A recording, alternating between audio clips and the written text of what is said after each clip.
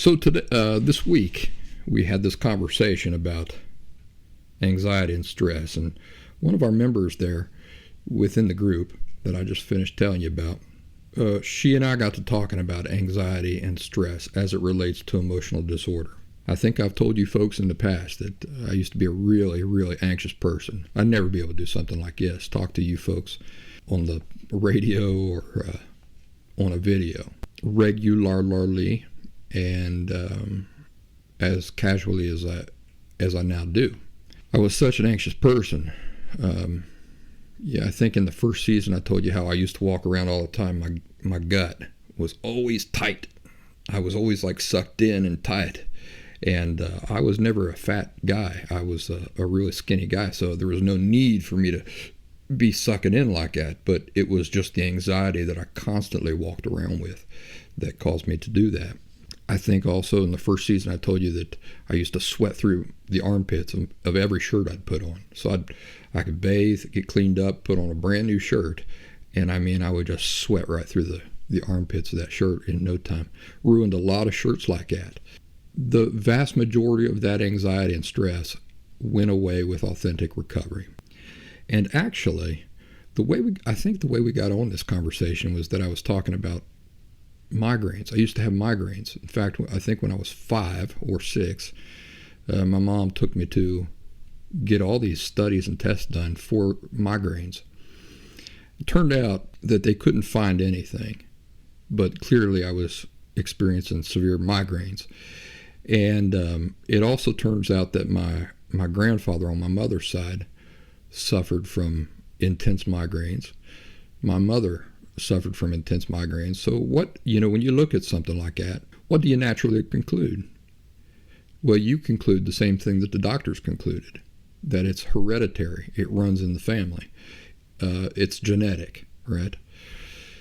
But what have we learned about this talk of genetics? It's lazy. Anytime I hear somebody say it's genetic about anything, immediately alarms go off in my head and I say, this person doesn't know what they're talking about. That is a sign of laziness. Most of the time, not all the time. The color of your eyes is genetic. The color of your skin, the color of your hair, those things are genetic. So it would seem reasonable that a headache or, intense migraines that appears to run in the family, it clearly does. My grandpa on my mom's side had migraines. My mother also has migraines. It would seem reasonable to connect those dots like that. But here's the thing. My migraines went away with authentic recovery from a borderline personality disorder. Now, why do you suppose that is? And what do we know about borderline personality disorder and genetics? Well, I can't go into all the evidence that I've presented to you here today in this show, but I'll give you a quick rundown. We've established very concretely that borderline personality disorder is indeed inherited, but it is not genetic.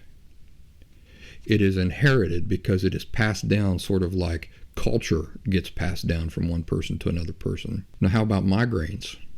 Why would my migraines go away and be cured when I was cured of borderline personality disorder? Because my migraines were inherited, they were not genetically passed on.